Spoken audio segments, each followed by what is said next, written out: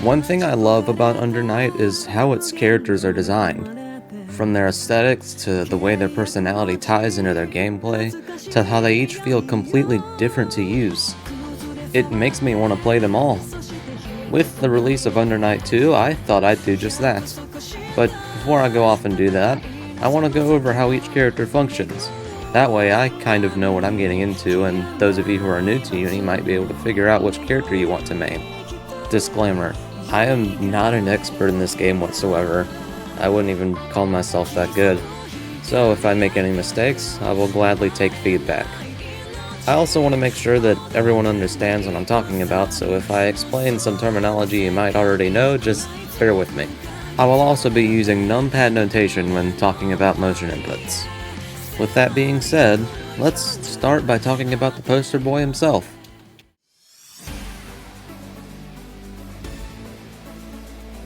Like most fighting game protagonists, Hyde has a projectile to cover horizontal space and an invincible uppercut or dragon punch that lets you essentially get out of jail if you're ever stuck on the defense. But on top of these basic tools that would confine him to the archetype of a Shoto, he has a handful of tricks that help him carve out his own identity.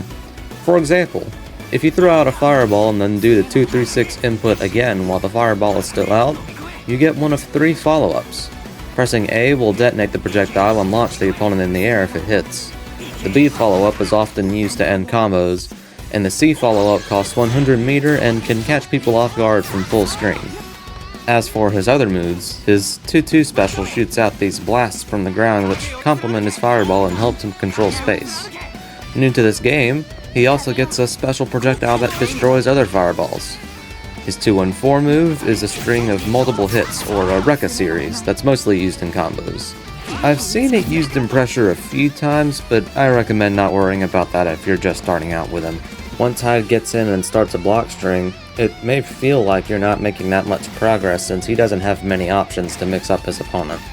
His throw can be comboed off of in the corner, but in the mid-screen you're just left with below average throw damage. Plus, his only overhead attack is very slow and costs grid to use. To compensate for this, Hyde's buttons have a unique trait that lets him apply chit damage, so even if he isn't exactly hitting the opponent, he's still able to whittle away at their health. If you want a simplistic character who can comfortably navigate his way through any situation, Hyde is your man. Some good players to watch include Defiant and Garmfield.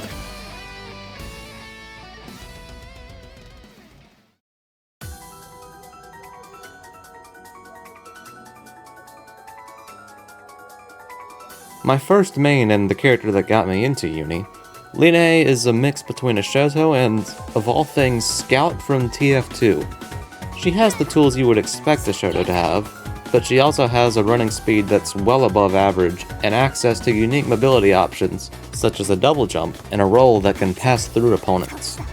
While her DP is pretty standard, her fireball, Kuga, is a bit different in that it doesn't go very far.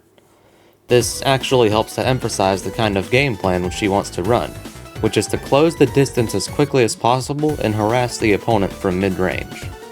A lot of her normals have pretty decent range, and the A version of Kuga and all air versions of Kuga are plus on block, leaving her in an advantageous situation to continue applying pressure. If one of these fireballs hits the opponent, you can firm into a combo by either dash canceling out of Kuga or using the force function follow-up, which is new to Uni 2. Once you've used your normals and Kuga to make the opponent sit still, you can start mixing up the opponent by throwing them. Similarly to Hyde, your only overhead is very slow, so I would only recommend using it once you've conditioned the opponent. In combos, you're going to use her Mujin, which is a Rekka series that leads to one of 3 follow-ups. The only follow-up that isn't punishable on block is A. Another thing you're going to see a lot of in combos is Hien. The B version of Hien can be a low or an overhead depending on whether or not you hold the button. But I don't really see many Linnes use this as a mixed up tool because it tends to just not work unless you're in the corner. Seihin can be used in neutral to go through projectiles and catch people off guard. The only real problem with Linne is that she lacks any real anti-air move. 6C only covers space in front of her instead of right above her, and dash force function requires you to start running before you can actually use it. The only move that really works consistently is her force function, which is a spot dodge, but I'm not sure if that really counts. Whatever, I can live with it. If you want to be called an annoying rat by the Undernight community, or you just really like her theme song, maybe try out Linne. Some high-level players to watch include Captain Sugar, Revert, and Nephros.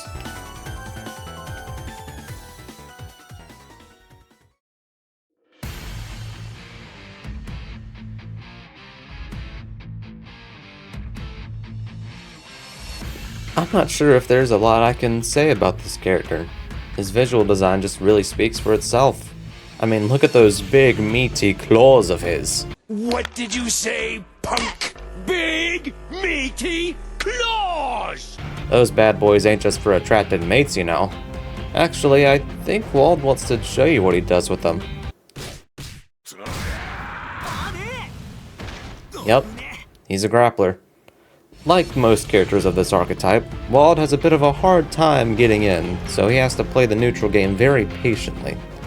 Once he gets in though, he's gonna pick you up and take you right down to Pain Town! Thankfully, he has quite a few tools to help him out in neutral. For one, on top of being able to grab, his claws reach very far and can even destroy projectiles. He can also throw rocks and do a ground pound in order to cover the space outside of his claws' reach. To supplement his strike throw game, he also has a clap that grants him plus frames on block and is often used in combos. Want to play a grappler? Play Waldstein. It's that simple. Good players to watch are Psychotic and Hubikun.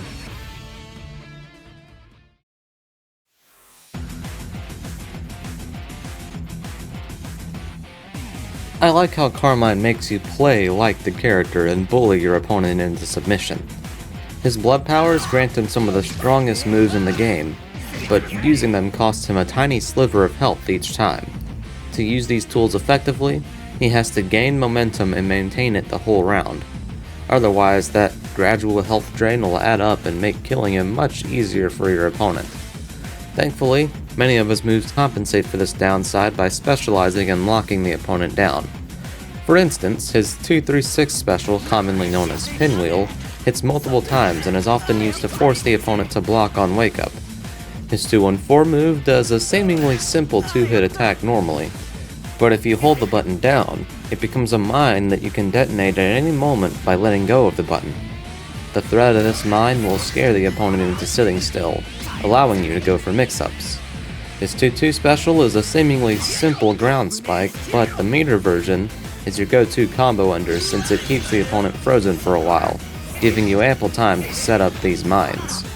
On top of all this, every move that costs health will also leave behind a puddle of blood that turns into a bonus attack when the next special is used. This, combined with his ability to move these puddles around and his 6B projectile, let him control spaces he wouldn't normally be able to reach otherwise.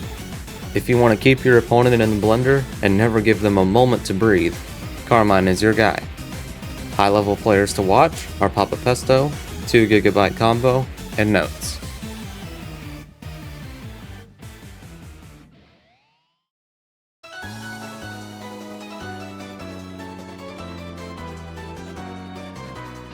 Orie, my second main, is a very pure and honest person, and this reflects in her gameplay. She doesn't win using gimmicks or overwhelming offense. No, she just wants to play some good old-fashioned footsies. All of her tools help her excel at the mid-range. She sports the fastest walking speed in the game, which lets her stay at just the right distance from her opponent and poke at them with her rapier. Her signature move, Divine Thrust, is a glorified poke that can snag opponents from nearly anywhere on screen. Her 2-1-4 move is a flippin' persona. Yeah, so much for no gimmicks, but you gotta admit having a JoJo stand is pretty cool. Her persona moves are mostly used in combos, but the persona can also create this orb that destroys projectiles and can be used for Okizeme. If you want to run a simple, neutral-focused game plan, or you play Street Fighter, pick Orie. Players to watch include Spoinkman and Psychotic.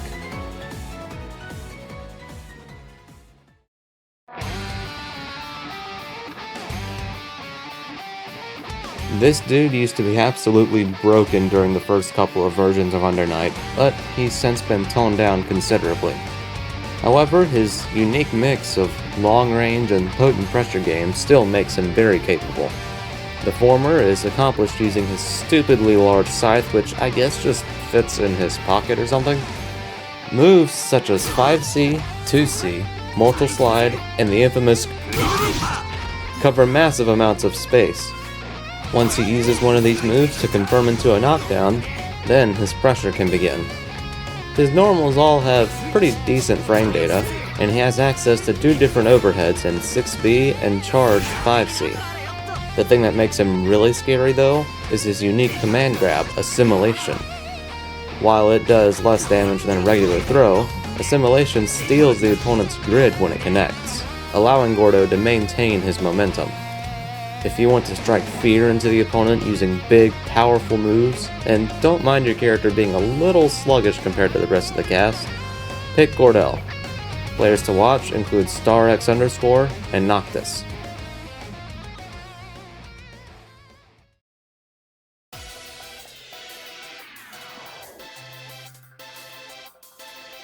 You know, anime fighting games always have the weirdo character.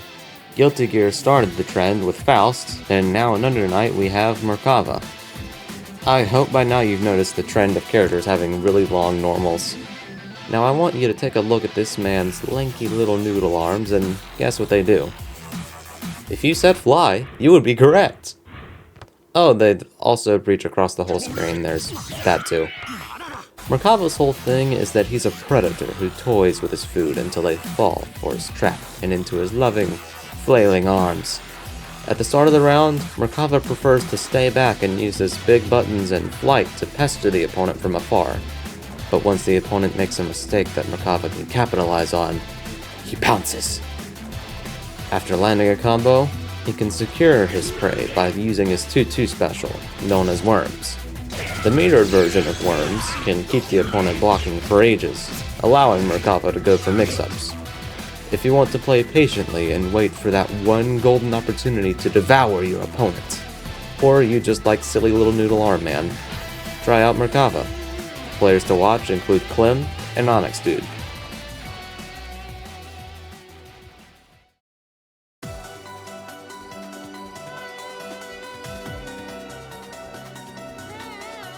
While some characters may have 1 or 2 charge input special moves, Vatista almost exclusively uses charge inputs. This makes her a bit cumbersome to work with, but if you're comfortable with that style of input, she becomes extremely versatile and provides the player a multitude of ways to control the pace of the match. Like you would expect from a charge character, Vatista can shoot out a fireball using a back-forward charge, and has an invincible reversal using the down-up charge. But on top of this, she also has moves using a forward-back charge and an up-down charge. The former performs a laser beam that covers the entire screen at once and can single-handedly stuff out approaches. And the latter is a spinning drill attack that is mostly used in combos, but if timed properly, can be used incredibly close to the ground, leading to near unreactable high-low mix-ups. If Vatista holds down a button for an extended period of time, letting go of the button will release a gem onto the screen. Hitting this gem with a normal or projectile causes it to explode, granting you plus frames on block. This single move opens up so many possibilities for Vatista, from looping these gems in a block string to turning neutral into a literal minefield. If you don't mind charge inputs or negative edge and want to play the game on your terms and force the opponent to take all the risks in order to come and fight you, play Vatista. Players to watch include Stranger, White Beast, and Drunk Suika.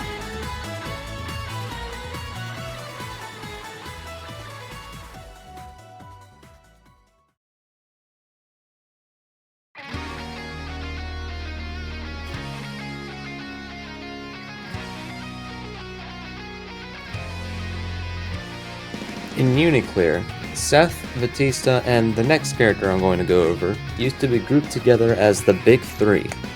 Each one had some sort of major execution barrier, but once you got over it and figured out how to use them, they would dominate the game and cement themselves as top tiers. As of the recording of this video, it's still too early in Uni 2's lifespan to tell if the Big Three are as powerful now as they were before, but at the very least, Seth looks to be just as threatening as he's ever been. Seth is categorized as the ninja/pixie character of Under Night. Much like his fellow ninja Chip from Guilty Gear, he has the lowest health in the game, but compensates for it using unparalleled speed and dizzying offense. His mobility is incredibly unique both within Under Night and in fighting games as a whole. His mobility tools include, but aren't limited to, the fastest run speed in the game, a backdash that can send him airborne, a fast fall that can lead to 2 different follow-ups, his 623 special which sends him flying if he does it in the air, an air backdash, and nearly all of his 214 moves which act as teleports. He can also stall his air momentum using his signature move, Captive Segment, aka Orb. The Orb doesn't serve as an attack on its own, but will send out a projectile after a set amount of time. You will want to end your combos with this because the delayed projectile scares the opponent into sitting still on wake up, allowing you to extend your pressure and go for mix-ups that would otherwise end your turn if blocked. It also makes neutral a bit more difficult for the opponent since they have to take the orb into account whenever they're moving around. If they forget about it and it catches them off guard, you pretty much get a free combo. And these combos are so complicated but so fun and flashy once you learn them. I'm not even going to get into his command grab and unblockable setups. If you like having a plethora of unorthodox tools, want to feel like a god, and don't mind sitting in training mode for a while trying to figure him out, Seth is your guy. Players to watch include Celes, Oshuhito, and Masoma.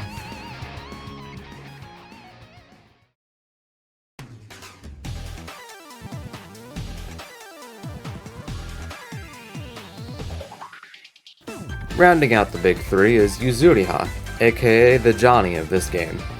At least I'd like to think of her as being like Johnny. I mean, on top of having very difficult execution which requires a technique known as pianoing, she has a stance that's incredibly similar to Mistfinder. In this stance, however, she can do way more than just massive slashes. She is also capable of teleporting around the screen and has a spot dodge to help with the fact that she can't block while in the stance. Put all these tools together, and you get a character who can pester the opponent from nearly anywhere on screen, confirm any stray hit into a combo, and is incredibly difficult to catch.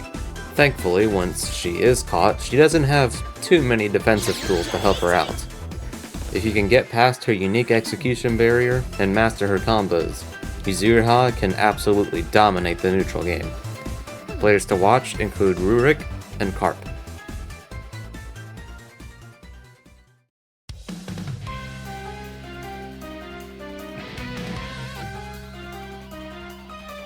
Hilda is meant to be the final boss character of Under Night, that is, until Uni 2, and she definitely gets that idea across in her gameplay. Hilda is first and foremost a zoner. She covers the screen with massive buttons and projectiles, and never gives you an opportunity to get near her. Using her 214 special and a new metered Roomba move, she can lock down massive portions of the screen and give herself time to create strong mix-up situations. One downside she has is that a lot of her moves straight up don't connect if the opponent is up close, and what few close-range buttons she does have aren't exactly top of the line. She also doesn't have any kind of reversal outside of system mechanics. If you want to always be throwing something out and influence the pace of neutral, give in to the dark side and pick Hilda. Players to watch include Fern, Low, and Untold Melody.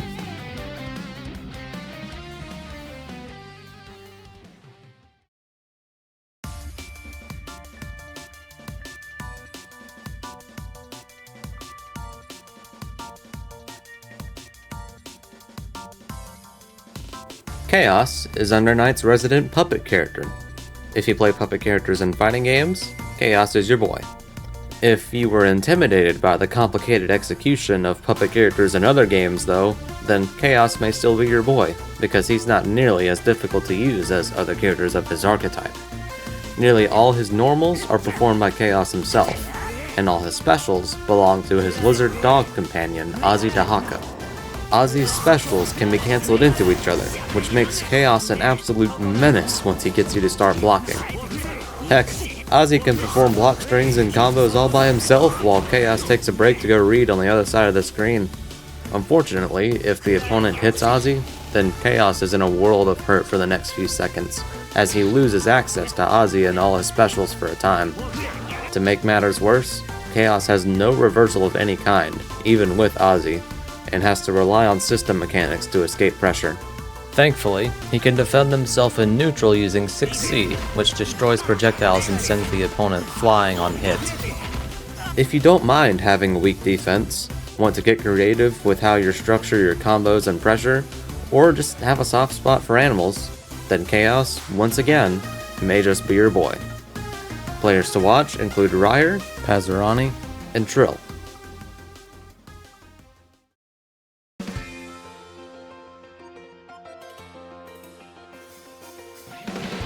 Nanase is honestly pretty simple to understand. She's comparable to Linne in quite a few ways. Above average running speed, strong mid-range normals that make her pressure strong and lead to easy confirms, and a double jump of sorts in the form of her force function. But she also has a few tools that make her feel distinct, the most important of which is her projectile, which can only be done in the air. The B version of her projectile travels across the ground and helps her close the distance by covering horizontal space while she runs behind it. She can also use this projectile as Okizeme after certain knockdowns. Another Okizeme tool she has is her new Tutu special, which sends out a disc similar to Milia's from Guilty Gear. She also has the iconic Sword Car, which slides her across the screen quickly and can be followed up with one of 3 attacks. If you want to play a simple rushdown game plan, or enjoy the absolute meme that is her theme song, give Nanase a try. Good players to watch include Malarkey and Octo Definitive Edition. I wonder where Octo's Standard Edition went.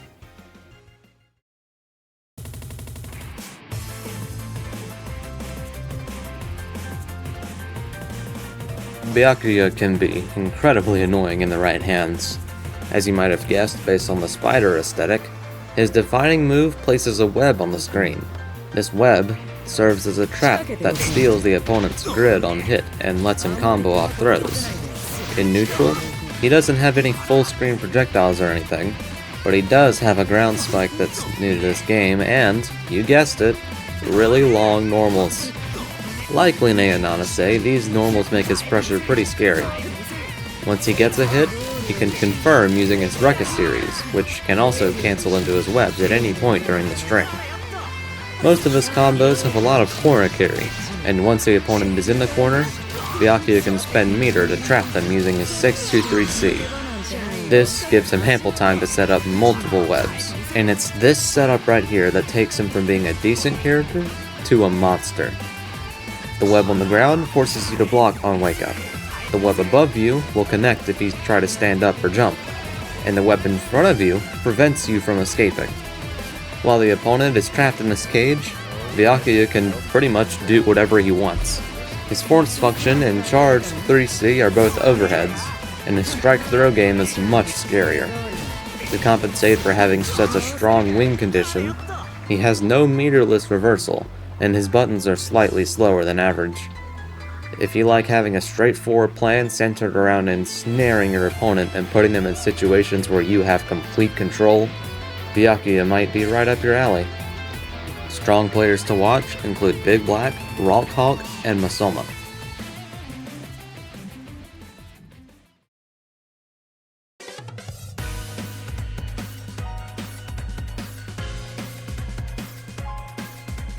Whoa, look. Large normals. Haven't seen those before. Okay, but seriously though, Phonon is probably the best at utilizing her long range out of anyone in the cast. But with that said, I wouldn't strictly classify Phonon as a zoner.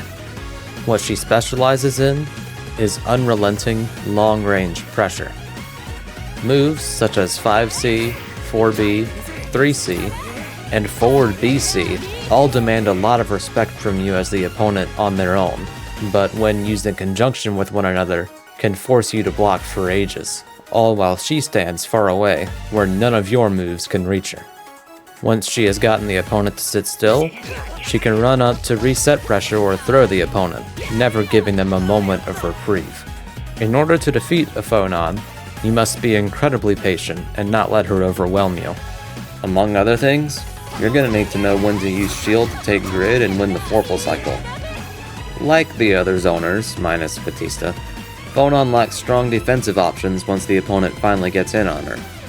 If you want to force the opponent to play on your terms, but don't like charge inputs, give Phonon a try. Players to watch include Lufel and Silence, aka Jack Ingoff.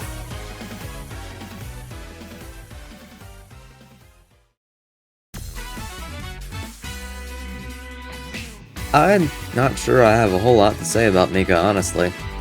I haven't fought one myself and only rarely see her used in tournaments. The big gauntlets point towards the fact that she's an apprentice to Waldstein, and as such, she has a command grab. She isn't just a grappler though. She falls into the subcategory of mobile grappler, a title she shares with the likes of Beowulf from Skullgirls. Like Beowulf, she can propel herself in multiple different directions, using these Iron Man-style rockets in her gauntlets.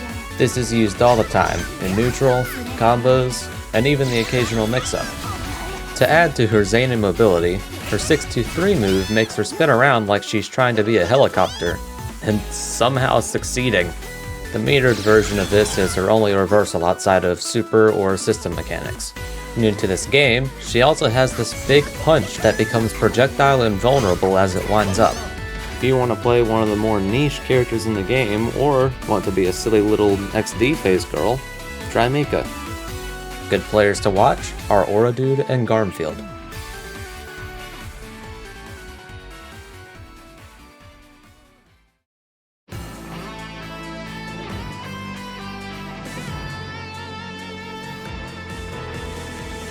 Wagner is the epitome of a gorilla. All she wants is to rush you down, press buttons, and just do stuff.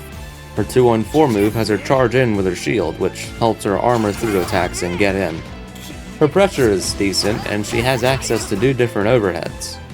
Her 2-2 special enhances her sword and or shield, applying various buffs to her moves, such as giving her normal shit damage, or giving her 2-3-6 special a follow-up that leads to better combos. Said combos have well above average corner carry and damage, enough that if Wagner has resources backing her up, she can easily kill the opponent in just 2 hits. If you like characters that can get up in your opponent's face and stay there until they're dead, Wagner will definitely make your brain go brr. Strong players to watch include Mario and Nuts.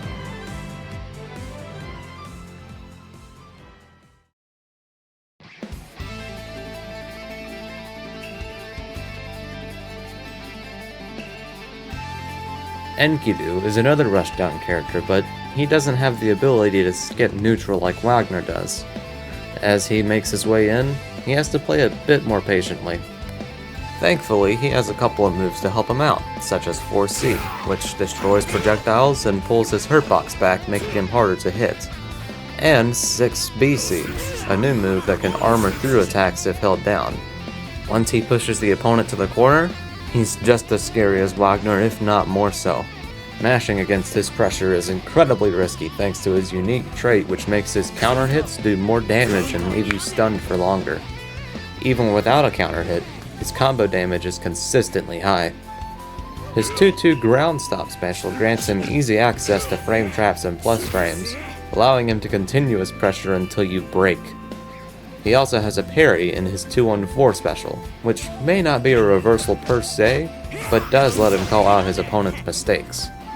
If you want to play a walking tank that makes you feel like you've earned your wins, then hone your martial arts skills with Enkidu. Strong players to watch include CG, Mo Sin, and Rakir.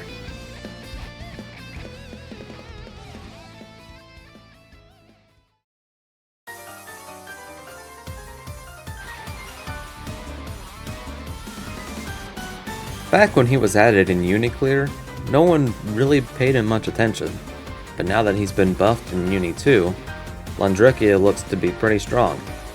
Lond is an all-rounder that specializes in playing at mid-range and using his Rekkas to mix the opponent and to carry them to the corner.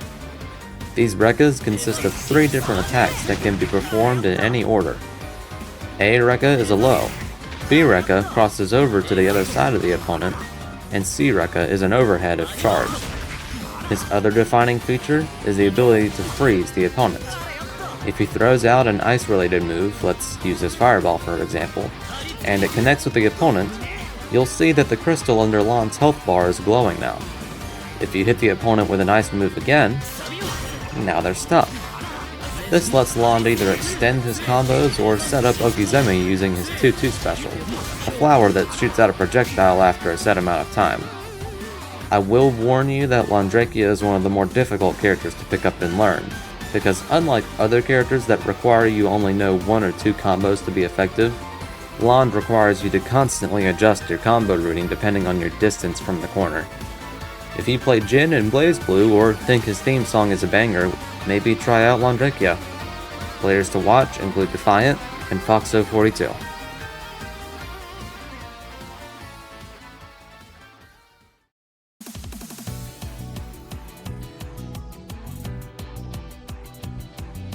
One of the 3 new characters that came with Uni 2, Kaguya seems to be the fan favorite of the 3.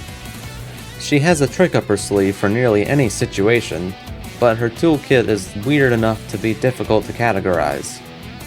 Her 236B and 66C are both full-screen lasers that lead to combos, though the former needs a meter in order to confirm.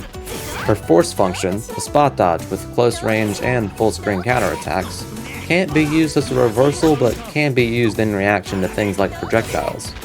These 2 tools put together let her circumvent the opponent's neutral options and find her way in from any range. Besides that, she has a unique air dash that's mostly used in combos but can occasionally be used to move around and cross the opponent up. One downside I have noticed though is that she doesn't have many tools to open up the opponent mid-screen outside of simple frame traps and strike throw. But when she gets the corner, she can end her combos with her 214 move, which sends out grenades that force the opponent to block and obscure your movements. 214C leads to a meaty hit, or an attack that lands right as the opponent is waking up. It can also lead to high-low mix-up situations that are very hard to react to. So if you have meter, go for it. If you want a character with unorthodox yet intuitive tools that let you dance your way through any situation, take Kaguya for a spin. As of the recording of this video, there isn't that much high-level footage of Kaguya, but Linne has been putting a lot of effort into figuring her out, so I guess check out his YouTube channel.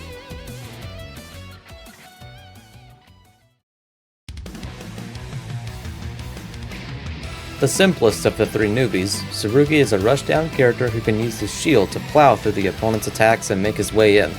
His force function acts as a stance that absorbs all attacks that aren't a low or grab, and can lead to one of 3 follow-ups: a bash, a slide, or a leap.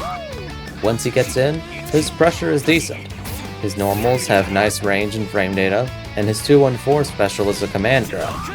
His 236 special is a shield bash that can be followed up with either a slam or an overhead, both of which are punishable on block without Vorpal, and the move as a whole is mostly used in combos. If you want a simple rushdown character that forces the opponent to think about how they should deal with you, or you want to join the Shield Gang!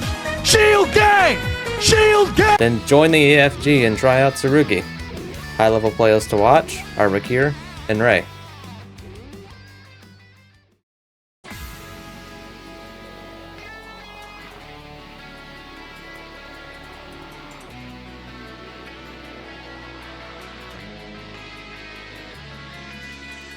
The true final boss of Under Night, Kuon feels like the culmination of all of French Bread's work up to this point. He borrows nearly all of his moves from other characters in Melty Blood. His 236 is Roa's Needle, his 2-2 is Hime's Pillar, his 214 is Akiha's Pinwheel, and his 623 is a teleport, which I guess is a French Bread staple at this point. He also has M. Bison's Slide, so more references, I guess. All these tools put together allow him to lock the opponent down and control neutral like a tyrant. To add to his all-powerful shtick, his force function straight up lets him fly. This not only allows him to temporarily stay in the air and out of the opponent's reach, but it can also lead to high-low mix-up situations. You would think someone with a Zoner's toolkit would not have a reversal, but similar to Vatista, Kuon has a flash kick to get the opponent off of him. If you think his flowing hair and theme song are cool as heck, or you play Melty Blood, try Kuon. The only high-level player with any substantial amount of footage as of this recording is Masoma. Oh, and speaking of Melty Blood,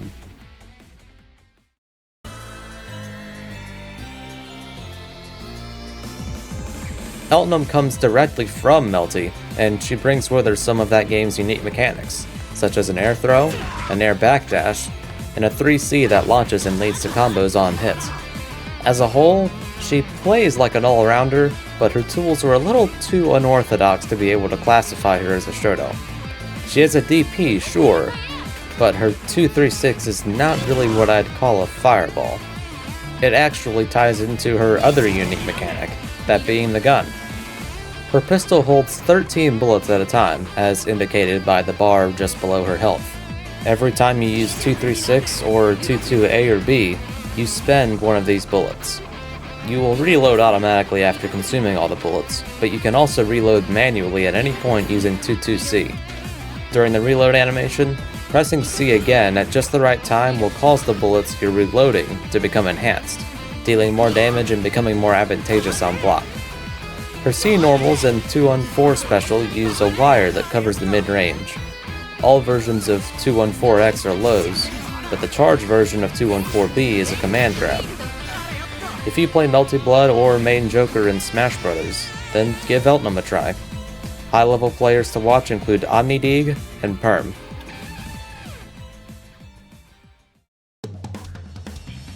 Last but most certainly not least, we have the other guest character, Akatsuki, who comes from Akatsuki Blitzkampf. Being a guest character means he brings with him some of his home game's mechanics, such as a double jump, air throw, and a parry in the form of his force function. Technically speaking, he can classify as a Shoto since he has a fireball and a DP, but I like to think of him as a rushdown character. Weirdly enough, even compared to other rushdowners like Enkidu, Akatsuki's buttons have the shortest range in the game. He also doesn't have a traditional dash, which makes working his way in even more difficult. Once you get to him though, he becomes one of the strongest in the game. His frame data on his normals makes it incredibly scary to mash, and even when he's used up all his buttons and pushed himself out of range, he can just charge up his fireball and be plus on block to take his turn back. He also has an overhead, and his step dash actually comes in handy by making his strike-throw mix potent from further ranges. When he lands a hit on the corner, his damage is consistently the highest in the game. His combos often end with the iconic but sometimes people will just throw out that move in neutral for the heck of it.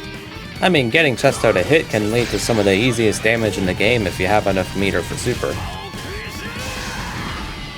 If you like his simplicity or want to bring the hype to a local event, try out Akatsuki. High-level players to watch include Twang, Squish, and Salty Goku.